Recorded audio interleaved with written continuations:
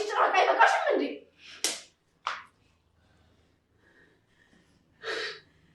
እንዴት ትትረፊኝ ነው አንቺ?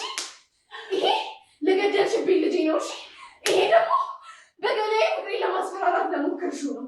ይሄ የዚህችን ምስኪን እናት ታሪክ በመጠቀም የኔን ታሪክ ያለ ፍቃሪ ስለተጠቀምሽበት ነው። በቃሽ፣ እሺ ይበቃሻል፣ በቃሽ።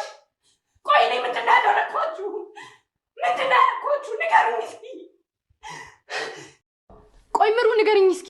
እውነትና ጨለማ እያደር እየነጋ ይሄዳል ይላሉ አባቶቻችን ሲተርቱ። እነሆ በጽናት ድራማ እንግዲህ በባለፈው ክፍል ጽናት በጣም መከራ ውስጥ ነበረች። ቤቲ እንግዲህ የእሷን የራቁት ቪዲዮ ይዛ እያስፈራራቻት በዚህ ይሄንን ለሚዲያ ከምለቀውና እኔን ከምታገባ የቱን ትመርጣለህ እያለች እንግዲህ ኪራና ጽናት በጣም ጭንቀት ውስጥ ነበሩ። እንዲሁም እነሱን የሚወዱ ጓደኞቻቸውም በጣም በጭንቀት ተውጠው ነበረ። ነገር ግን ዛሬ ደግሞ ታሪክ ተቀይሮ ወደ ሌላ ሆነዋልና እነሆ ዛሬ እንግዲህ ክፍል 45 እነ ጽናት ምን ላይ ናቸው? ሰላም ሰላም፣ ጤና ይስጥልኝ ውድና የተከበራችሁ የቻናሌ ቤተሰቦች እንዴት ናችሁ? ሰላም ናችሁ? እኔ ሰላም ነኝ፣ እግዚአብሔር የተመሰገነ ይሁን። በያላችሁበት የእግዚአብሔር ሰላም፣ ክብር፣ ጸጋ፣ በረከት ከሁላችሁ ጋራ ይሁን እያልኩኝ እንግዲህ ጽናት ክፍል 45ን ይዤላችሁ ብቅ ብያለሁ። እንግዲህ ዛሬ በዛ በተቀያሪው ደግሞ ቤቲ እንግዲህ ፍላሹ ስለጠፋባት ማስፈራሪያው ጠፍቶባት ግራ ተጋብታለች። ጽናትና ኪራ ደግሞ እንዲሁም በነሱ አካባቢ ያሉት ጓደኞቻቸው እንግዲህ በሰሞኑ በሀዘን ተውጠው ነበረ። ዛሬ ግን ሁሉም ፊታቸው ላይ ፈገግታ ይታያል። ቤቲ ግን በጣም ጭንቀትና እንደማበድ እየሆነች ነው ያለችው። ምክንያቱስ ምንድን ነው እንግዲህ እስቲ አብረን እናያለን። ጽናት እንግዲህ በጣም ደስተኛ ነች። እውነትና ጨለማ እያደር ይነጋል የሚል እንግዲህ ዛሬ ሁሉም ነገር ጽናት ሰምታለች። ኪራ እንግዲህ ሁሉንም ነገር በሚስጥሩን ሁሉ ሰምተዋል። አንድነት እንግዲህ ወደ ቤት የመጣችው ሰራተኛ ሆና ሳይሆን እነሱን ለማጥመድ እንደሆነ ያለውን ነገር ሁሉ ተናግራለች ለኪራ። እንግዲህ ዛሬ ኪራ እንግዲህ ድግስ ደግሶ ዛሬ ወደ ቤት ጠርቷቸው ነበረ። ቤቲን ቀለበት አረግልሻለሁ ነይ ብሏት ነበረ። እንግዲህ ጽናት እንግዲህ በጣም መቋቋም አቅቷት ጭንቀት ውስጥ ነበረች። እናም እንዲሁም እንዳሉ እንግዲህ ሁሉም ወደ ቤት ተሰብስበው ነበረ። ቤቲም እንግዲህ በጣም እንትን ብላ ነበረ፣ ተጨናንቃ ነበረ። እንግዲህ እሷም ሰክራ ነበረና ምንድን ነው እሱ ዛሬ ሰክሬ ምንድን ነው ፕሮግራማችሁን አበላሸው እንዴ ብላ አለች። እንግዲህ አይ ሰክረሽ አይደለም፣ እስቲ ለማንኛውም ተነሺና አንድነትን ስራ ግዣት አለ። ይሄን ነገር ግን እውነት ነው እንዴ አምነክበት ነው እንዴ ብላ አለችው። እሱም እንግዲህ እስቲ ለማንኛውም ተነሺ እያለ እንግዲህ ቤቲ እንግዲህ ወደ ቤቱ ስትመጣ በደስታ ነበረ የመጣችው። ኪራ እንግዲህ ያለውን ነገር ሁሉ በሆዱ ይዞ ለጽናት እንዳሰማ እያለ እንግዲህ በሆዱ የያዘውን ነገር ያለውን ነገር ሁሉ ለጽናት ሊነግራት ቆርጠዋል። መጀመሪያ እንግዲህ ለናሆምና ለምሩ ነገራቸው። እነሱም በጣም እንትን ብለው ተደናግጠው ኪራ ይሄንን ባልነግረን ኖሮ እኛ ወደዚህ ቤት አንመለስም ነበረ ብለው እነሱም ግራ ተጋብተው ነበረ። ኪራ እንግዲህ ነገሮችን ሁሉንም ነገር ስላወቀ እንግዲህ ጽናትም በቤቲ በጣም ተገርማለች። ጽናትም እንግዲህ ተነስታ እንግዲህ ቤቲን በጥፊ ያዘቻት። አንዱን ጥፊ ልጄን የገደልሽን ነው፣ አንዱ ጥፊ ደግሞ በኔ ገላ እሱ ስታስፈራሪ ነበረ፣ አንዱ ጥፊ ደግሞ እቺ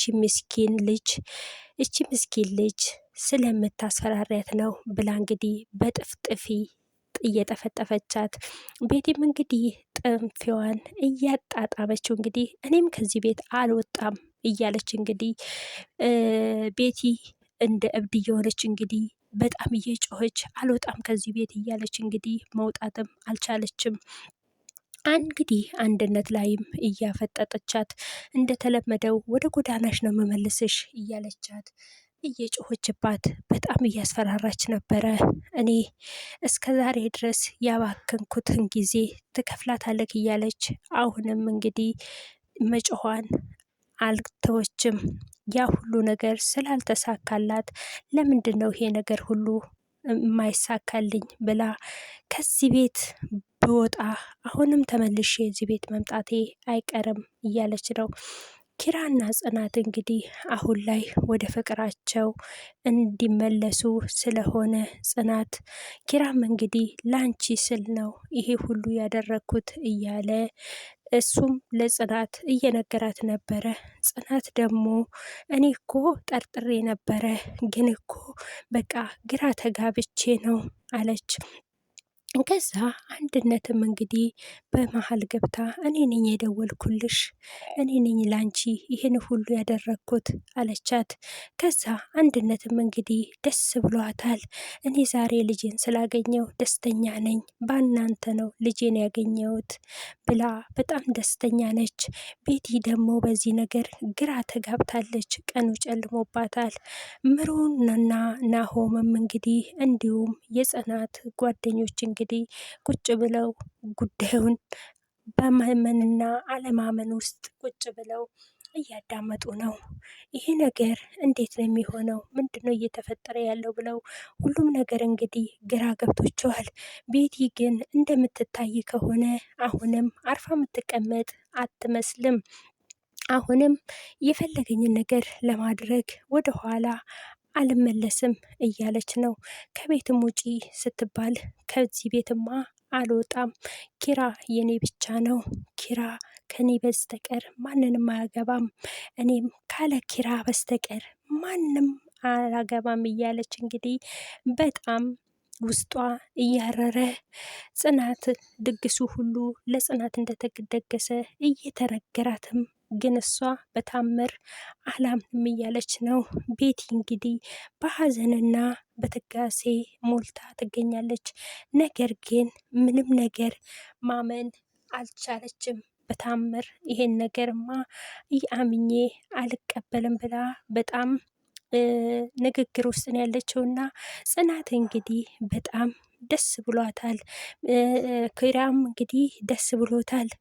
ጓደኞቹም ሁሉ ደስ ብሎታል። ነገር ግን ቤቲ በጣም በክፋት ተሞልታ ምንድነው እሱ ፍቅር እስከ መቃብር የሚባለው ነው። አፍቃሪና ተፈቃሪ ይፈላለጋሉ። ምንም ቢሆን ክር ትቀጥናለች እንጂ አትበጠስም ይላሉ አባቶቻችን ሲተርቱ። ምክንያቱም ኪራና ጽናት በፍቅር መካከል ስላሉ ቤቲ ግን የራሷ ለማድረግ ብዙ ነገር ብዙ መንገድም ተጉዛ ነበረ። ነፍስም እስከ ማጥፋት ደርሳ ነበረ።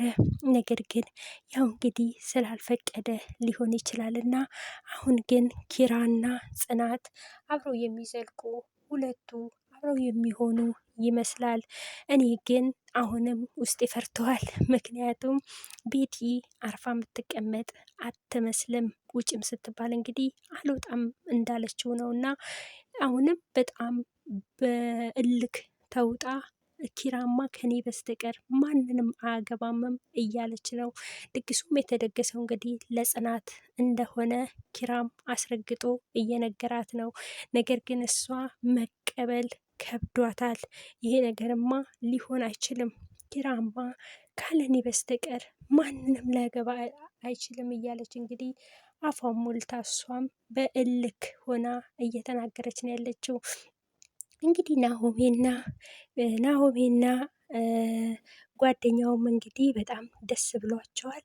ኪራና ጽናት ተመልሰው የድሮ ፍቅራቸውን እንደሚቀጥሉ ሁላቸውም ባለ ተስፋ ሆነዋል።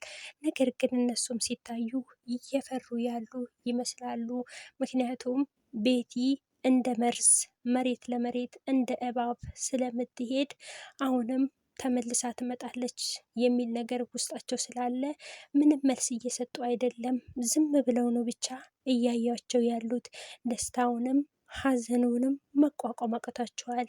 እስቲ እንግዲህ ቀጣይ ቪዲዮ እንግዲህ ምን ይሆን የሚለውን ነገር አብረን የምናየው ይሆናል። ጽናት የኪራ ሆና ትቀጥላለች ወይስ ቤቲ ተንኮለኛዋ የጽናት የኪራ ትሆናለች? ኪራን ወደ ራሱ ትመልስና ጽናትንም እንደተለመደው አብራ ታወጣት ይሆን? እኔ እንጃ። ይሄ ነገር ያስፈራል። እንግዲህ የዛሬ ክፍል 45 በዚህ ተጠቃለዋል። ክፍል 46ን እንግዲህ ምን ላይ እንደደረሱ ኪራ እውነትም ጽናትን አገባ ወይስ ቤቲን አገባ የሚለውን እንግዲህ አብረን የምናየው ይሆናል። እንግዲህ ቪዲዮ ከተመቻችሁ ላይክ፣ ሼር፣ ሰብስክራይብ በማድረግ ቤተሰብ ሁኑ። እንዲሁም ላይክ፣ ሼር፣ ሰብስክራይብ እያደረጋችሁ ለምታበረታቱኝ እህት ወንድሞቼ ክብረት ይስጥልኝ። በጣም አመሰግናለሁ። ደህና ሁኑልኝ። የእግዚአብሔር ሰላምታ ከሁላችንን ኢትዮጵያን ሰላሟን፣ ፍቅሯን፣ አንድነቷን ይመልስልን። ባይ ባይ። እወዳችኋለሁ።